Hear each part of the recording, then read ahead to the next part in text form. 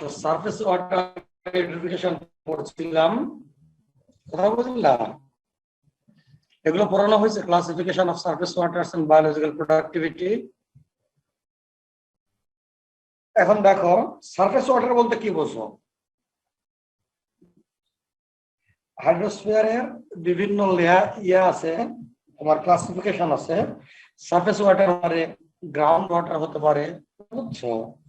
তারপরে atmospheric water হতে পারে। তো সারফেস ওয়াটার বলতে মানে সারফেস ওয়াটার জেনারেলি ইনক্লুডস তোমার তোমার রিভার্স, পন্ডস, কথা বলছো, এগুলো হচ্ছে সারফেস ওয়াটার। তো আজকের ক্লাসে আমরা পড়ব ইউটিফিকেশনটা কি। এখন ইউটিফিকেশনটা বিভিন্ন সারফেস ওয়াটারে তুমি দেখবা হিউজ বায়োলজিক্যাল প্রোডাক্টিভিটি। তার মানে তোমার এক ধরনের যে শ্যাওলা জাতীয় যে উদ্ভিদগুলো আছে না, তোমার মেইনলি তোমার এলজি, এর মধ্যে আছে cyanobacteria, green blue algae, কথা বুঝলা? তারপরে অ্যাকোয়াটিক ছোট প্ল্যান্ট, কচুরিপানা আছে। তো এগুলো যদি কোনো সিস্টেমে, অ্যাকোয়াটিক সিস্টেমে, কোনো সারফেস ওয়াটার সিস্টেমে যদি গ্রো করে, তাহলে বুঝতে হবে সারফেস ওয়াটারটা হচ্ছে ইউট্রিফাইড সিস্টেম। তার মানে ইউট্রিফিকেশনটা হচ্ছে। তো ইউট্রিফিকেশনটা কি? ইউট্রিফিকেশনটা হচ্ছে কোনো সারফেস ওয়াটারে এরকম ধরনের অ্যাকোয়াটিক যে গুলো আছে, স্মল প্ল্যান্ট, প্ল্যান্টস গুলো আছে, এগুলো যদি খুব পরিমাণে গ্রো করে, তাহলে তোমার একটা সময়ে এগুলোর হতে দীর্ঘদিন না, একটা সময় এগুলো মরে যায়। একটা সময় যখন মরে যায়, মরে যাওয়ার পরে সেগুলো ধরো সেটেল করতে থাকে।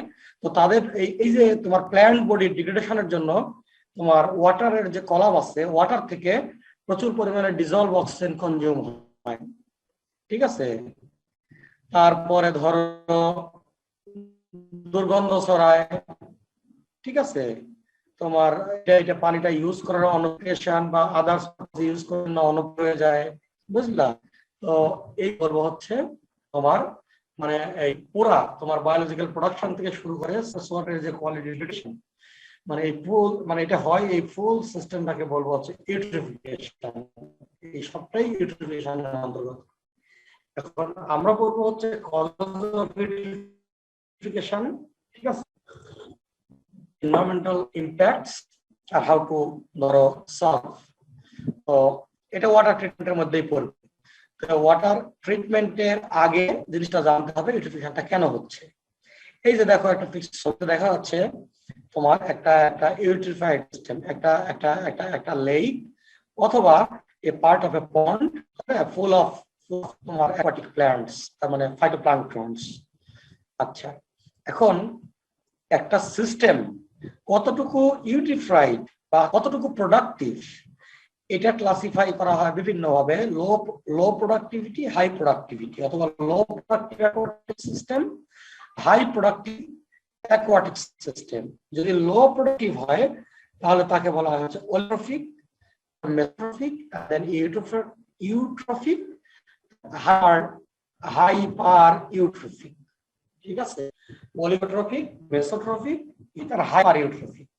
তো লেফট যত যাবা সেখানে এই যে বায়োলজিক্যাল প্রোডাকশন, তার মানে প্ল্যান্টস প্রোডাকশনটা বা ফাইটোপ্ল্যাঙ্কটন প্রোডাকশনটা বেশি হবে আর কি,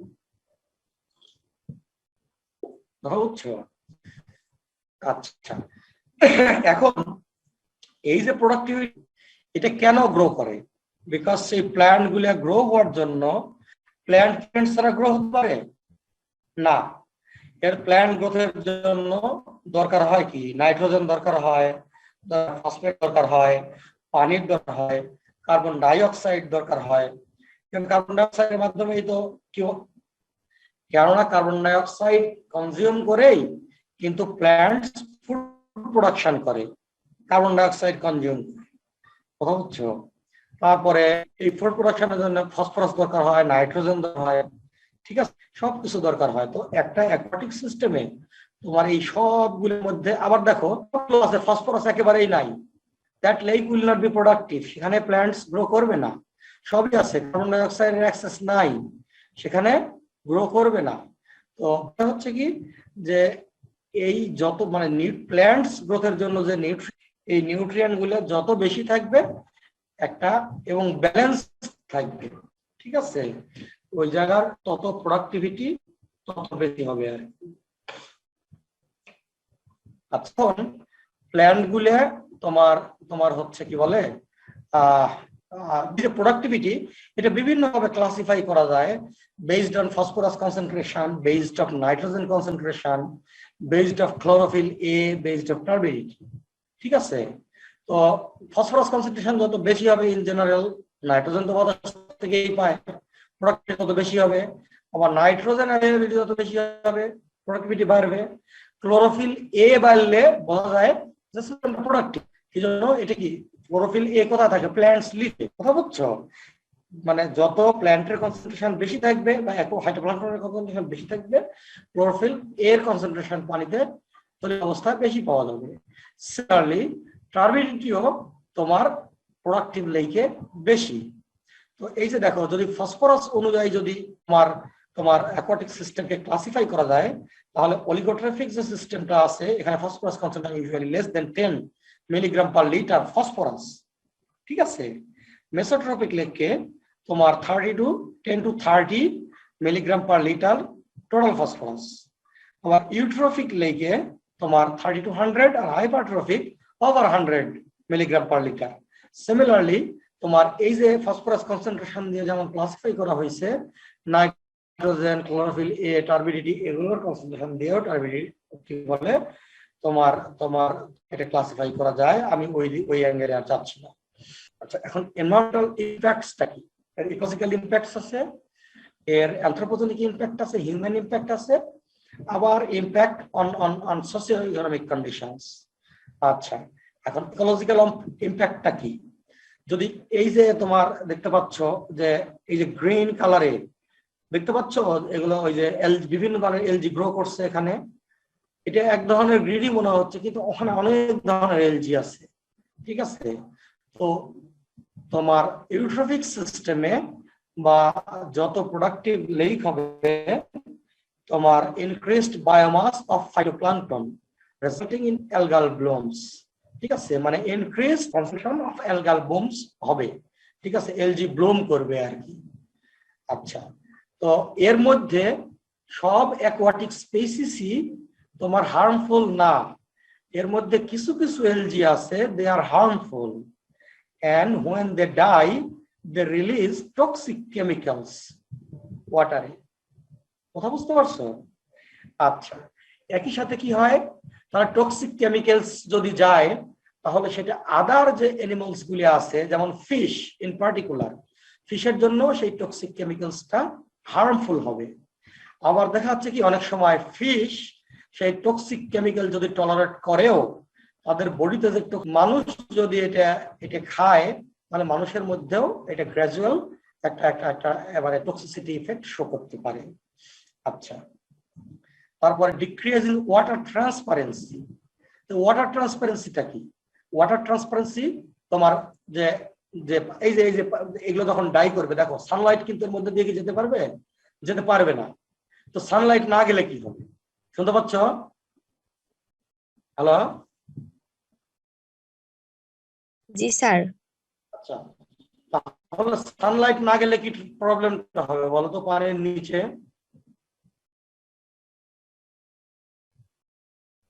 সানলাইটটা কেন দরকার পানিতে?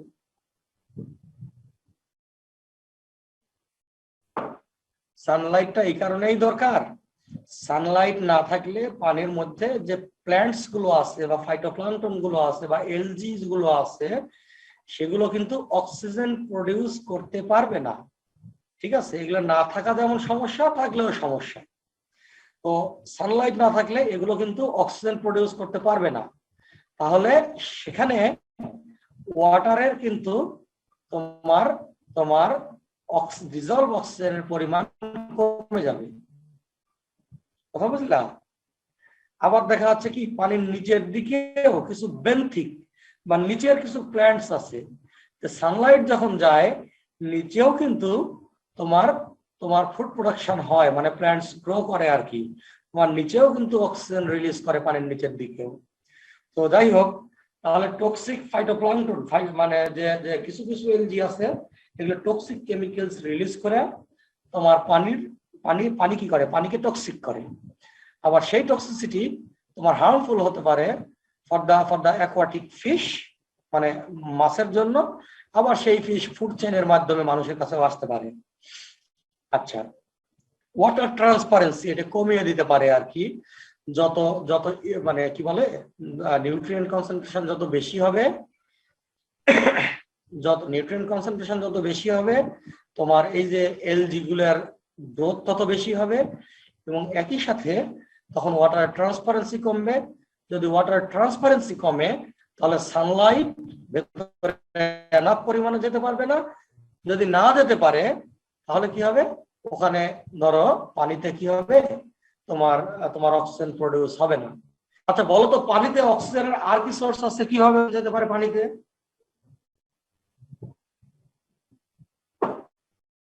বলতে পারো? ইব্রাহিম খলিলকে দেখতে পাচ্ছি, শুনতে পাচ্ছ আমার কথা?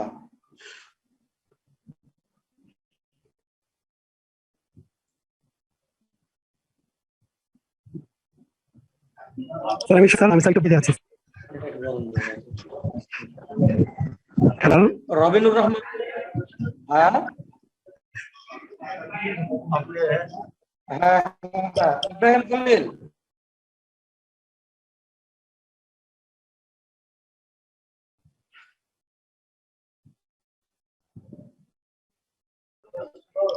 স্যার আমি একটু বাইরে পাসপোর্ট অফিসে স্যার। দেখে জানাচ্ছি।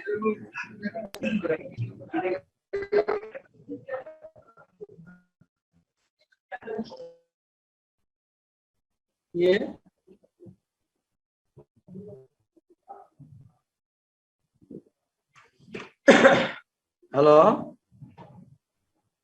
হ্যালো, নুরে আলম সিদ্দিক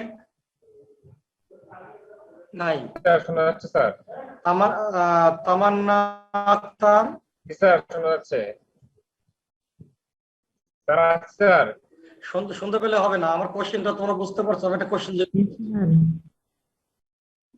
হ্যাঁ হ্যাঁ, আমার কোশ্চেনটা ছিল যে পানিতে অক্সিজেনের সোর্স কি কি, পানিতে অক্সিজেন আসতে পারে।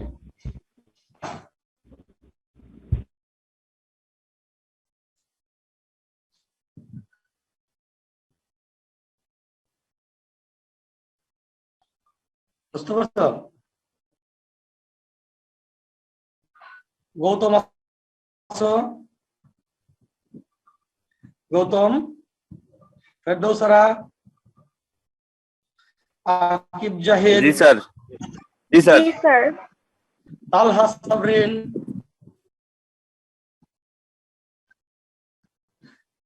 কথা শুনতে সমস্যা হচ্ছে তোমাদের?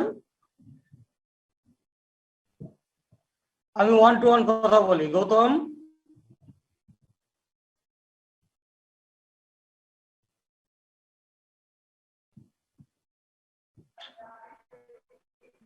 জি স্যার। গৌতম শুনতে পাচ্ছ? Hello sir. হ্যালো, আমার কথা শুনতে পাচ্ছ? জি স্যার শুনতে পাচ্ছি স্যার। স্যার হচ্ছে নেটের সমস্যা স্যার। হ্যাঁ গৌতম, আমার কথা শুনতে পাচ্ছ তুমি? জি স্যার। জি স্যার। আচ্ছা, নেটে কার সমস্যা নাই এখানে? জি। আচ্ছা, তোমরা সবাই শুনতে পাচ্ছ? আচ্ছা, গৌতম শুনতে পাচ্ছ? গৌতম থাকো। এই তুলি ব্যানার্জি শুনতে পাচ্ছ? জি স্যার। আচ্ছা, আমার কোশ্চেনটা ছিল যে পানিতে অক্সিজেনের সারফেস ওয়াটার বা একটা পুকুর যদি বলো বা একটা লেক বলো, এখানে অক্সিজেনের সোর্সটা কি? পানির মধ্যে ডিজলভ অক্সিজেনের সোর্সটা কি, কোথায় থেকে আসে? স্যার স্যার এই বিভিন্ন স্যার ফাইটোপ্লাঙ্কটন আছে স্যার, মানে জলজ উদ্ভিদ গুলো স্যার হচ্ছে অক্সিজেন স্যার সোর্স স্যার। হ্যাঁ, তাদের ফটোসিনথেসিসের মাধ্যমে অক্সিজেন যায়, সেটাই আমি বলছিলাম। আরেকটা ওয়ে বলতে পারো? আরেকটা ওয়ে বলতে পারো? আরেকটা ওয়ে?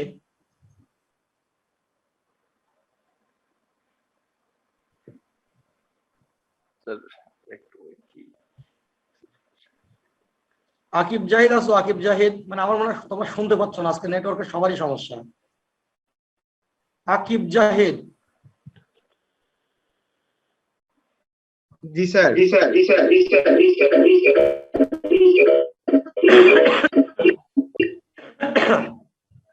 পানিতে অক্সিজেনের আরেকটা সোর্স হচ্ছে অ্যাটমসফিয়ারিক অক্সিজেন। তো অ্যাটমসফিয়ারিক অক্সিজেনটা সারফেস ওয়াটারের সাথে কি থাকে, ইকুইলিব্রিয়ামে থাকে না। ধরো তোমার অ্যাটমসফিয়ার থেকে অক্সিজেনটা ইন কন্ট্যাক্ট ইন ওয়াটারের সাথে যখন থাকে, তখন গ্র্যাজুয়ালি অ্যাটমসফিয়ারিক অক্সিজেন পানির মধ্যে ডিফিউজ করে। বুঝছো? আজকে কি তোমাদের সবারই নেটওয়ার্কের ট্রাবল? আমি একজনের নাম ধরে ধরে ডাকবো, ক্লাস নিতে সমস্যা হচ্ছে। নূরে আলম সিদ্দিক, নূরে আলম সিদ্দিক। স্যার আছে স্যার। কথা অনেক কেটে যাচ্ছে। কথা বোঝা যাচ্ছে না স্যার। স্যার ইব্রাহিম খলিল,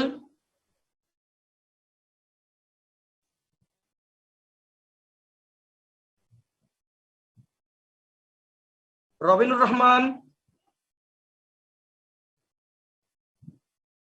আরিফা খাতুন। জি স্যার, আমি শুনতে পাচ্ছি।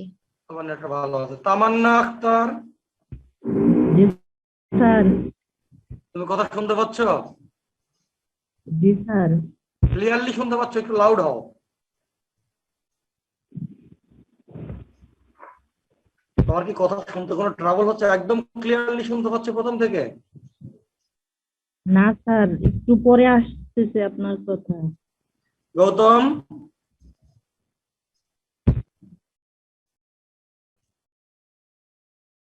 ফেরদৌসারা, নাই মনে হয় নাকি?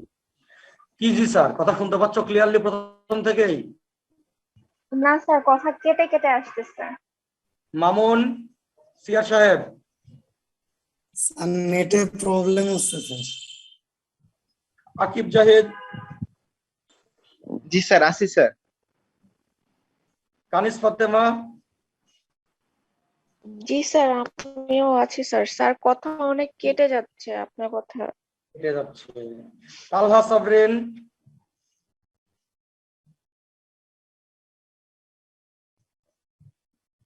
মঞ্জুমা হক,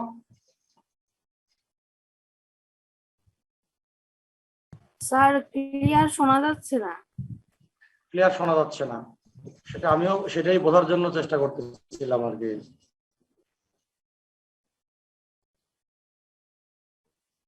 আমার নেটওয়ার্কটা একটু দেখি তো, আমি নেটওয়ার্ক ফুল।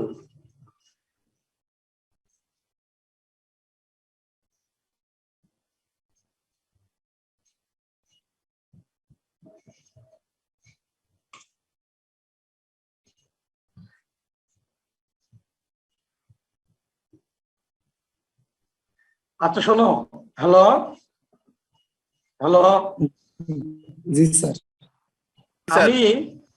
আমি ইন্টারনেটটা ডিসকানেক্ট করে কি আবার কানেক্ট করে দেখি তো কোনো ক্লিয়ার আসে কিনা। তোমরা আবার অ্যাটেন্ড করো, ঠিক আছে? জি স্যার।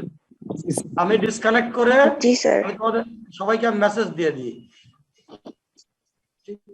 আবার বুঝতে পারবা কিনা তোমরা? জি স্যার। জি স্যার। আচ্ছা, সবাইকে বললাম না, আমি ডিসকানেক্ট করে কানেক্ট করতেছি, দেখি ক্লিয়ার হয়, তাই নাকি? আচ্ছা, এখন আমি যেটা বলতেছিলাম যে টক্সিক যে স্পেসিস গুলো আছে, যে বিভিন্ন ধরনের এলজি আছে, সব এলজি কিন্তু টক্সিক না। এ ক্লাস অফ এলজি আর toxic and they release toxic chemicals to the water, ঠিক আছে, when they die usually। আচ্ছা, এখন সেটাতে পানিতে টক্সিসিটি ক্রিয়েট করতে পারে, এবং এটা হচ্ছে অ্যাকোয়াটিক যে ফিশ আছে তাদের মধ্যে টক্সিসিটি ক্রিয়েট করতে পারে। ওয়াটার ট্রান্সপারেন্সি ডিক্রিজ করতে পারে। তাহলে ওয়াটার ট্রান্সপারেন্সি যদি ডিক্রিজ করে, সানলাইটের পেনিট্রেশনটা কম হবে। সানলাইটের পেনিট্রেশন যদি কম হয়, তাহলে ফটোসিনথেসিস কম হবে। ফটোসিনথেসিস কম হলে সেখানে তোমার হচ্ছে অক্সিজেন প্রোডাকশনটা কমে যাবে, পানিতে ডিজলভ অক্সিজেনের পরিমাণ কমে যাবে। আচ্ছা, এখন বলতে পারো পানিতে ডিজলভ অক্সিজেনের পরিমাণটা আর কি কি ফ্যাক্টর ক্যান কন্ট্রোল? বলো দেখি।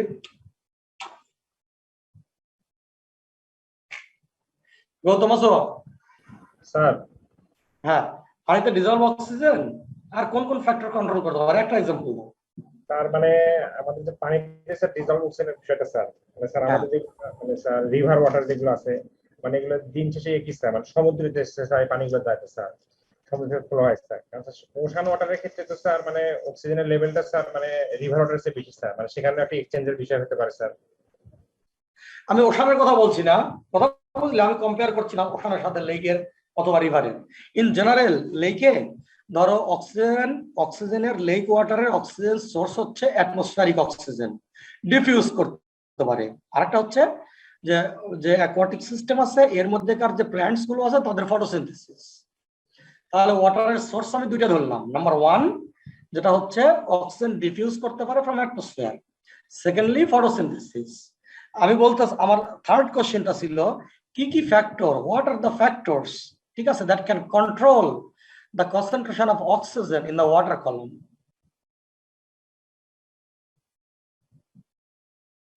খুবই সহজ একটা, আমি যদি বলি টেম্পারেচার। আরো কি কি আছে পরে যাব, সিম্পলি একটা হচ্ছে টেম্পারেচার। টেম্পারেচার বাড়লে অক্সিজেন বাড়বে না কমবে পানিতে? আবার কি স্লো শুনতে পাচ্ছ না কি ঠিকই শুনতে পাচ্ছ?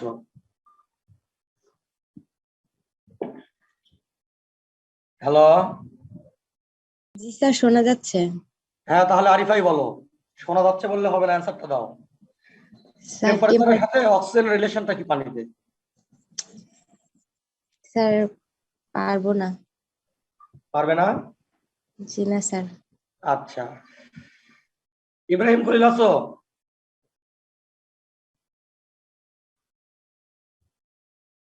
আর কি আছে আমি দেখি, আকিব জাহিদ,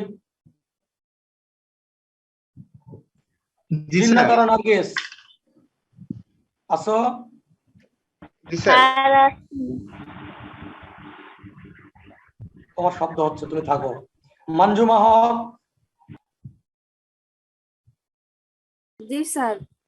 আচ্ছা এখন বলো তো, পানিতে যে অক্সিজেন থাকে ডিজলভ অক্সিজেন, পানির টেম্পারেচারের সাথে এই ডিজলভ অক্সিজেন রিলেশনটা কি, মানে কিভাবে temperature can control dissolved oxygen? Sir জানি না আমি। বাপরে তোমরা বলতেই চাও না, আসলে জানো না কেন? টেম্পারেচার বাড়লে গ্যাস সলিবিলিটি বাড়ে না কমে?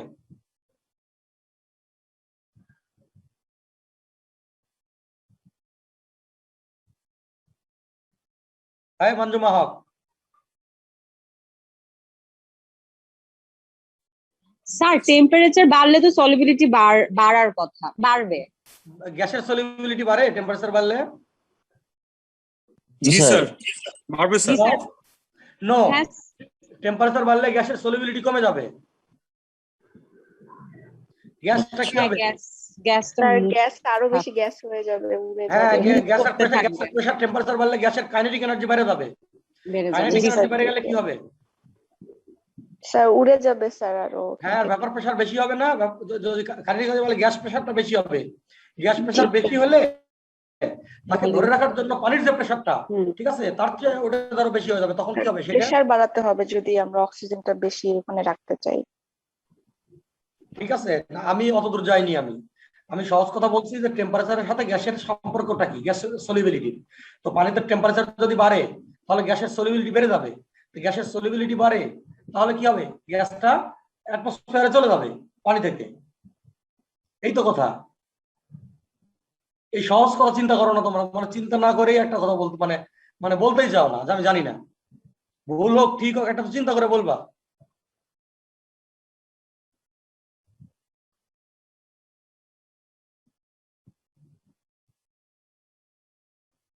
আচ্ছা, দিনে আর রাতের মধ্যে পানিতে অক্সিজেনের পরিমাণ কখন বেশি থাকবে বলো? রাতে স্যার।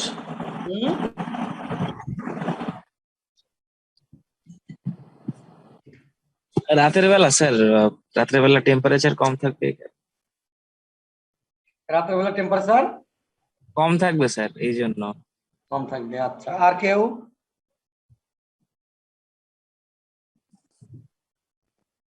এটা কে বললা রাতে? স্যার ইয়াসিন কবির স্যার। ইয়াসিন কবির। আচ্ছা ঠিক আছে, তোমার একটা কোশ্চেন অ্যান্সার একটা লজিক আছে, রাতের বেলা টেম্পারেচার কম থাকবে। আচ্ছা, জি। তারপরে নাজমুল ইসলাম না নাইমুল ইসলাম?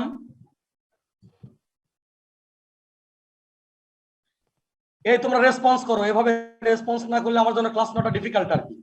আমি বগর বগর করে গেলে তোমরা কেউ শোনো না।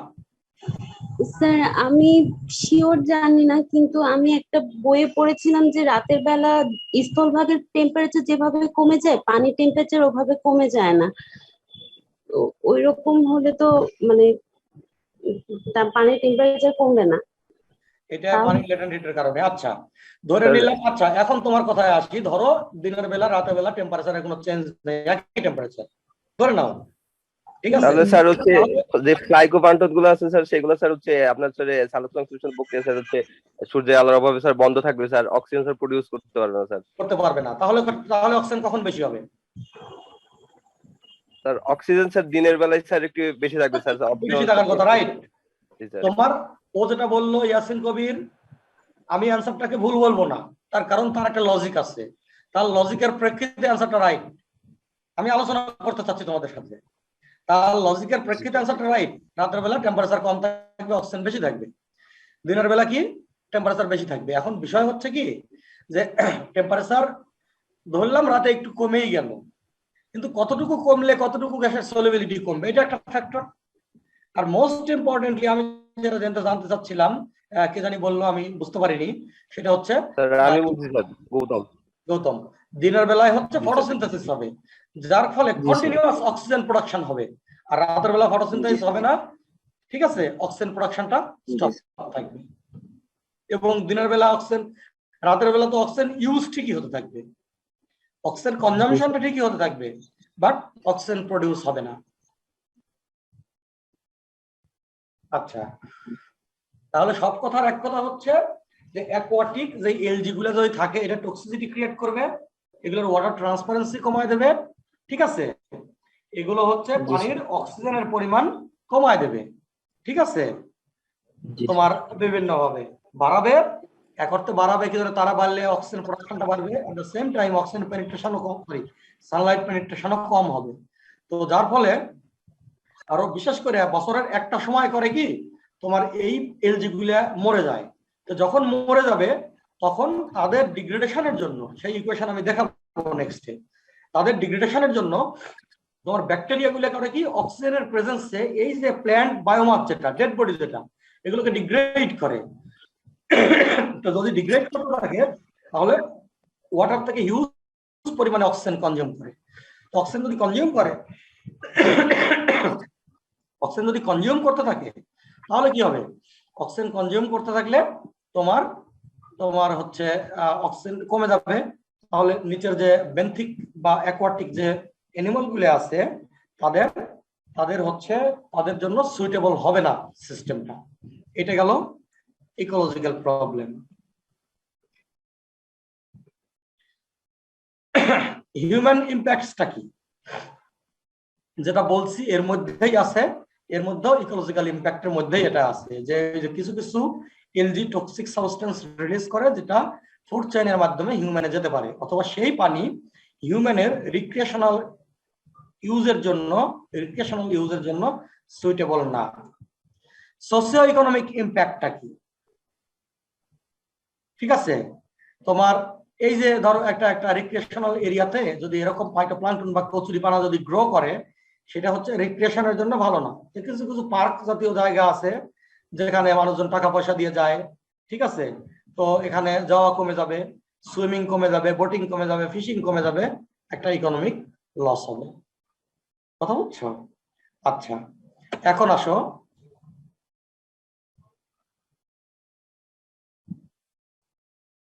এটা বোধহয় স্লাইডটা চেঞ্জ হয়ে গেছে। আচ্ছা ঠিক আছে,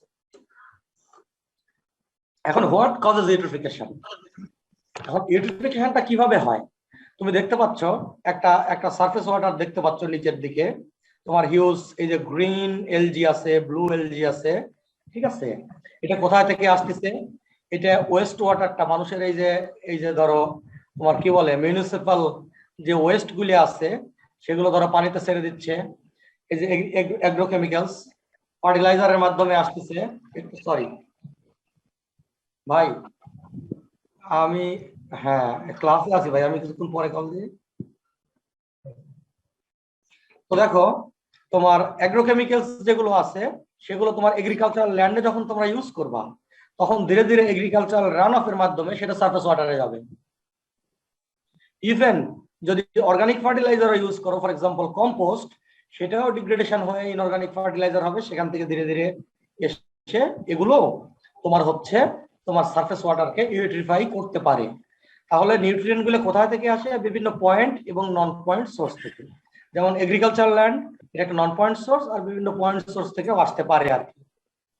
আচ্ছা, আসার পরে কি হয়? এই নিউট্রিয়েন্ট গুলো যখন মাটিতে দেবে, তখন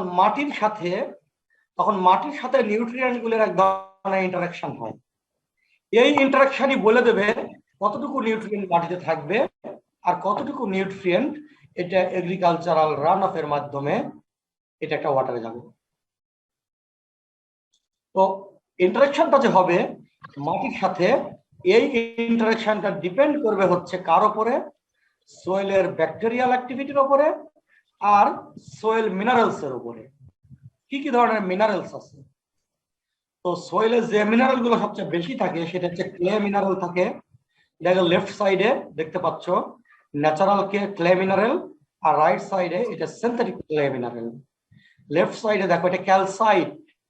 ক্লে হচ্ছে তোমার silicate mineral, mostly aluminium silicate. নিচে আছে দেখো ক্যালসাইট, এটা কি?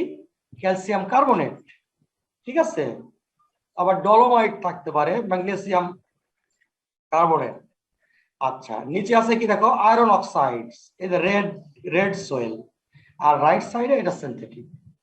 দেখো আমাদের সাভারের যে মাটিগুলো আছে না, এই যে আমাদের ইউনিভার্সিটির আশেপাশে লাল মাটি, তার মানে দেখেই বোঝা যায় এই মাটিটা হচ্ছে আয়রন রিচ মাটি।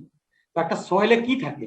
একটা সোয়েলে মিনারেল থাকে 45% মতো মিনারেল থাকে, 25% এয়ার থাকে, বাতাস। ওয়াটার কত থাকে? 25%। আর অর্গানিক ম্যাটেরিয়ালস যেগুলো বিভিন্ন ধরনের অর্গানিক, ধরো প্ল্যান্ট, ধরো ডেড বডি, এই জাতীয় অর্গানিক ম্যাটেরিয়ালস থাকে হচ্ছে 5%। ঠিক আছে? আচ্ছা, তাহলে এই সয়েলের কম্পোজিশনটা আমি কেন বললাম? বিকজ নিউট্রিয়েন্ট গুলো তো আমরা মাটিতেই ফেলি, তাই না? বা ওয়েস্ট গুলি আমরা মেইনলি ধরো রিভারেও সরাসরি ওয়েস্ট ফেলি, মাটিতেও ফেলি। যখন মাটিতে ফেলি, ফর এক্সাম্পল এগ্রিকালচারাল ল্যান্ডে, তখন মাটির যে মিনারেল কম্পোজিশন আছে তাদের এবং মাইক্রোবিয়াল ব্যাকটেরিয়াল অ্যাক্টিভিটিস এগুলোর উপরে ডিপেন্ড করে, মানে এটাই কন্ট্রোল করে, ডিটারমাইন করে কতটুকু মিনারেল বা নিউট্রিয়েন্ট গুলো বা ফার্টিলাইজার গুলো সোয়েলের সাথে থাকবে আর কতটুকু সোয়েল থেকে এটা ফ্লাশ আউট হয়ে যাবে। আচ্ছা, যদি ইন পার্টিকুলার দেখো এই কোর্সে আমার ইন ডিটেলস পড়ানোর সুযোগ নাই যে এখানে নাইট্রেট কিভাবে সোয়েলের সাথে ইন্টারেক্ট করবে, ক্যালসিয়াম কিভাবে করবে, ঠিক আছে, ম্যাগনেসিয়াম কিভাবে করবে, কার্বন কিভাবে করবে, ফসফেট কিভাবে করবে। তো তোমাদের বোঝার সুবিধার্থে আমি এই ফসফেট দিয়েই আমি স্পেসিফিক এক্সাম্পল গুলো দিয়ে যাবো আর কি। তো দেখো মাটিতে ফসফেট ফার্টিলাইজার দিলে কি হয় তার আগে বলো, তোমরা কি আমার সাথে আছো? বুঝতে পারতেছো? আমার কথা শুনতে পাচ্ছ? জি স্যার। জি স্যার। মাটিতে দিলে তোমার ফসফেটটা কি হয়? একটা ফসফেট ফার্টিলাইজার দিলে that becomes soluble first, because solid phosphate fertiliser plants cannot uptake. তাহলে কি হচ্ছে? যখন ফার্টিলাইজারটা ইন কন্ট্যাক্ট উইথ ওয়াটার, তাহলে এই ফার্টিলাইজারটা সলিউবল হবে ধীরে ধীরে। এখানে ফসফেটটা পানিতে যাবে, সেই ফসফেটটা কি করবে? সেই ফসফেটটা তোমার একটা প্ল্যান্টস দ্বারা, প্ল্যান্ট রুট দ্বারা আপটেক হয়ে প্ল্যান্ট গ্রো করবে, in addition to other nutrients. গেল। আচ্ছা, এখন ফসফেটটা দেখো ফার্টিলাইজারের মাধ্যমেও মাটিতে আসতে পারে।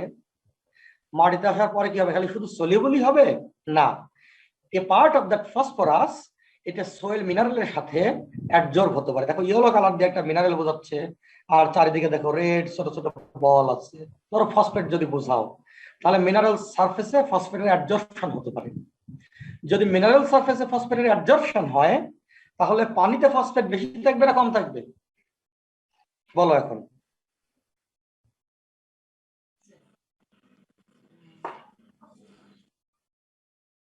কেউ একজন বলো।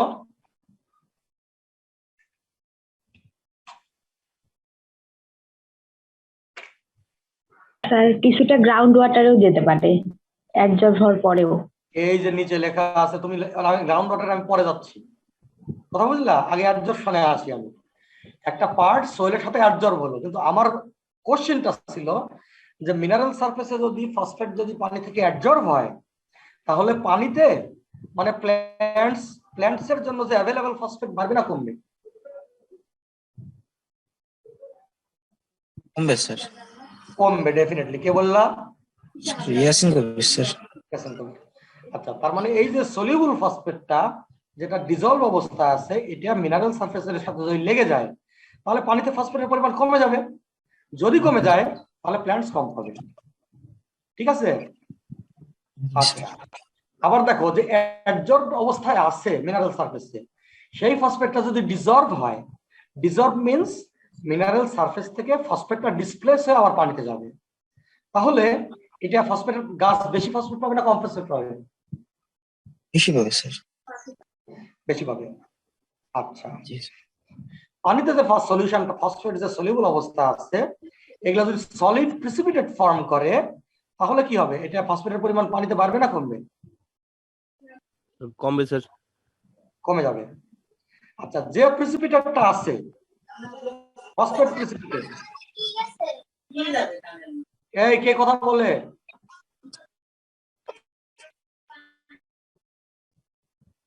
আচ্ছা দেখো, প্রিসিপিটেট ফর্ম করবে, সেই প্রিসিপিটেটটা যদি আবার যদি ডিজলভ হয়ে যায় তাহলে গাছ বেশি পাবে না কম পাবে? বেশি পাবে স্যার। বেশি পাবে, রাইট। আবার দেখো যে ফসফেটটা আছে, কিছু পরিমাণে ব্যাকটেরিয়া, এক ধরনের ব্যাকটেরিয়া সরাসরি পানির সলিউবল ফসফেটকে ব্যাকটেরিয়াল গ্রোথের জন্য নিতে পারে, তাহলে পানিতে ফসফেট বাড়বে না কমবে? স্যার এখন তো স্যার কমে গেল স্যার। কমে গেল। আবার আবার ব্যাকটেরিয়া যখন মারা যাবে, তাদের ডিগ্রেডেশন যখন হবে, আবার ব্যাকটেরিয়াল বডিতে গেলে সেটা অর্গানিক ফসফরাস হয়ে যাবে। তারপরে দেখো যে ব্যাকটেরিয়ার আবার যদি যখন ডাই করবে, তখন ডিগ্রেড করবে, তখন এই অর্গানিক ফসফরাস যখন মিনারেলাইজ হবে, মানে ইনঅর্গানিক ফসফেট ফর্ম করবে, তখন কি হবে? তখন পানিতে ফসফেটের কনসেন্ট্রেশনটা আবার বেড়ে যাবে স্যার, রাইট? আবার দেখো সলিউবল ফসফেট থেকে এ পার্ট অফ দ্যাট ফসফরাস এটা গ্রাউন্ড ওয়াটারের দিকে দেখো ধীরে ধীরে লিচ করতে পারে,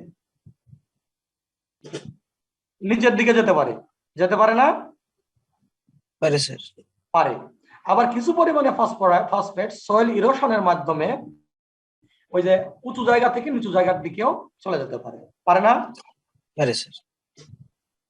এখন যদি আমি কোশ্চেন করি, একটা ফসফেট ফার্টিলাইজার এগ্রিকালচার ল্যান্ডে অ্যাপ্লাই করার পরে কি কি প্রসেস এই ফসফেটকে কন্ট্রোল করবে, আর কি কতটুকু এগ্রিকালচার ল্যান্ডে থাকবে বা প্ল্যান্টস অ্যাভেলেবল হবে?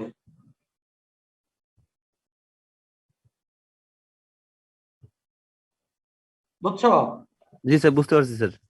কি বুঝতে পারছো এখন বলো, কি কি প্রসেস? তার হচ্ছে মাটিতে যদি আমরা কোনো ফসফরাস রিচ কোনো হচ্ছে ফার্টিলাইজার যদি অ্যাপ্লাই করি, তাহলে স্যার এখান থেকে স্যার হচ্ছে আপনার অ্যাবজর্বড হবে, অ্যাবজর্ব হওয়ার পরে স্যার আবার ডিসঅর্পশন হবে, তারপরে আপনার ওয়েট অ্যাবজর্পশন হওয়ার পরে ডিসঅর্পশন হবে? It's not necessarily. ডিসঅর্পশন হবে একটা অবস্থার একটা কেমিক্যাল কম্পোজিশন, অনেক কিছুর প্রেক্ষিতে। শুধু আলাদাভাবেই বুঝো, অ্যাবজর্ব হলে ফসফেট কনসেন্ট্রেশনটা কমে যাবে পানিতে, ডিসঅলভ হলে পানিতে বেড়ে যাবে, প্রেসিপিটেশন হলে কমে যাবে। আবার ধরো ওয়েদারিং এর মাধ্যমে বা সলিউবল যদি হয় ওই প্রেসিপিটেটটা, তাহলে আবার বাড়বে। জি স্যার। আবার অর্গানিক ফসফরাসে কনভার্ট হতে পারে, তখন কমে যাবে। আবার ইনঅর্গানিক আবার ইনঅর্গানিক বেড়ে যাবে।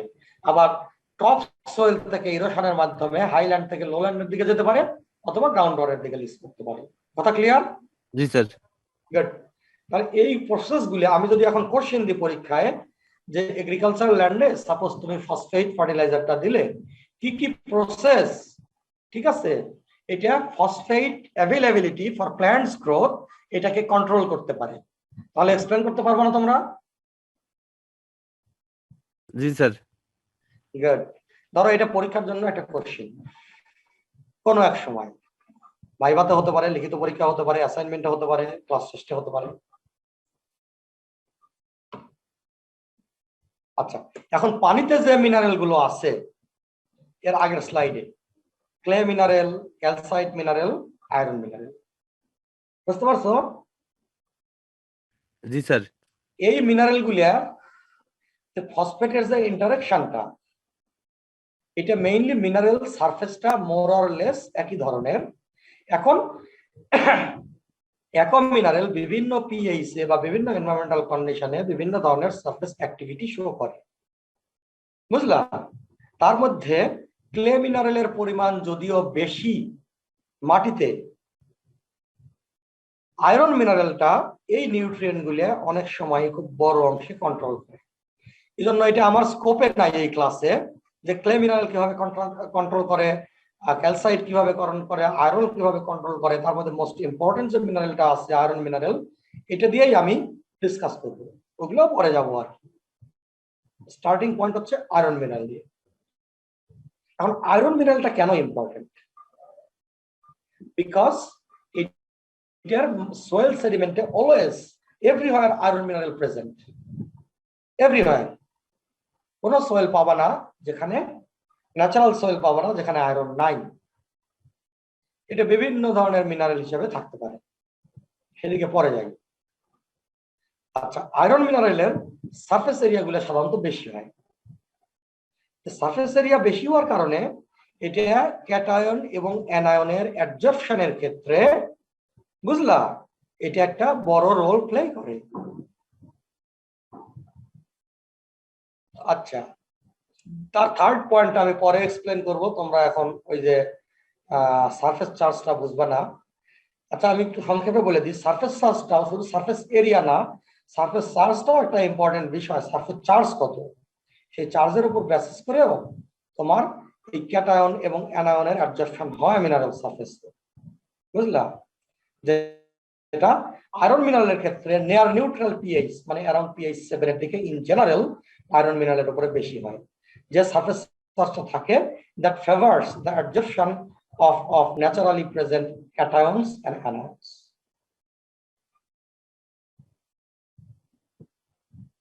আচ্ছা, আবার হচ্ছে কি, আয়রন মিনারেল সবচেয়ে বড় যে দিকটা সেটা হচ্ছে রিডক্স সেন্সিটিভ।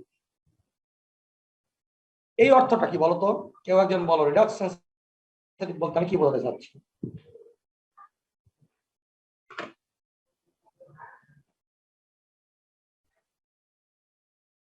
শুনতে পাচ্ছ তোমরা?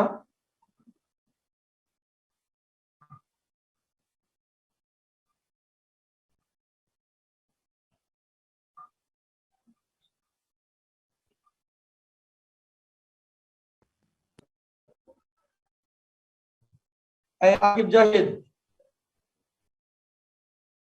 তোমাদের না ডাকলে তোমরা কথা বলো না। কে আছে, কে বলবো বলো?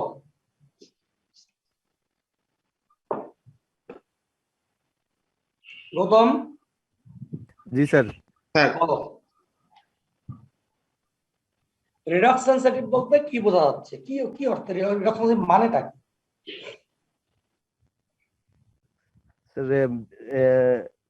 স্যার এখানে স্যার হচ্ছে জারণ বিজারণ স্যার একটা প্রক্রিয়া স্যার সম্পন্ন হয় স্যার। জারণ বিজারণ প্রক্রিয়া সম্পন্ন হয়, তার মানে। আর কেউ কিছু বলবা? আরিফা খাতুন বলবা। আর রিডক্স সেনসিটিভ বলতে এগুলো হচ্ছে রিডাকশন বেশি হয় এরকম নাকি? আচ্ছা, আতিকুর রহমান, ক্লাসে কথা খুবই কম বলো, বলো তো দেখি। জি স্যার। স্যার রিডক্স মানে তো স্যার অক্সিডেশন রিডাকশনে বোঝায় স্যার, সেনসিটিভ বলতে। তার মানে সহজ কথা বলতে চাচ্ছি যে ন্যাচারাল কন্ডিশনে তোমার আয়রন মিনারেলটা রিডক্স সেনসিটিভ, তার মানে ইজিলি এটা রিডাকশনও হয়, এটার অক্সিডেশন। যেমন ক্যালসিয়াম, এর অক্সিডেশন স্টেট কিন্তু +2 তে স্টেবল, বুঝলা? এটা সহজে অক্সিডেশন রিডাকশন হয় না, বুঝলা, ন্যাচারাল কন্ডিশনে।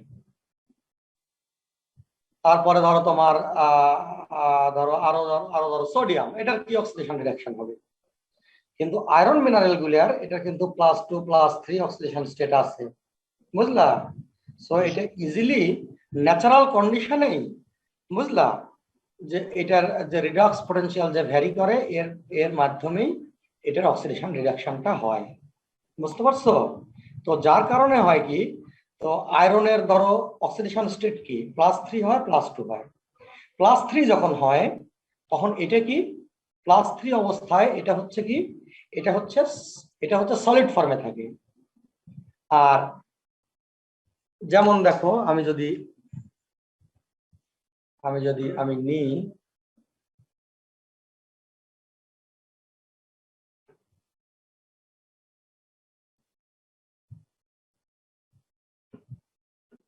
দেখো আমি যদি লিখি আমি Fe+3 বুঝছো, এখান থেকে কি হলো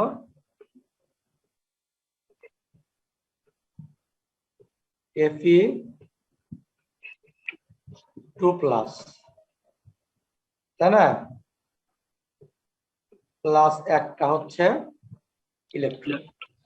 তাহলে অক্সিডাইজ স্টেট কোনটা, অক্সিডাইজ স্টেট কোনটা Fe3+ না? জি স্যার। এটা হচ্ছে Fe3+টা সাধারণত হয় কি সাধারণত সলিউবল, আর Fe2+ এটা সাধারণত কি থাকে কিউ দিয়ে কি বোঝাও তোমরা, অ্যাকুয়াস, তার মানে ডিসলভ ফর্মে থাকে। বুঝতে পারছো? তো পানিতে ধরো এই যে আয়রন মিনারেলের কথা বললাম এটা রিডক্স সেনসিটিভ, যখন Fe2+ হবে তখন এটা কি হবে, এটা সলিউবল হয়ে যাবে। আবার যদি এয়ারেট করো বা অক্সিডাইজ করো তাহলে কি হবে, এটা কি হবে Fe3+ হবে। সরি আমি একটু ভুল লিখলাম আর কি,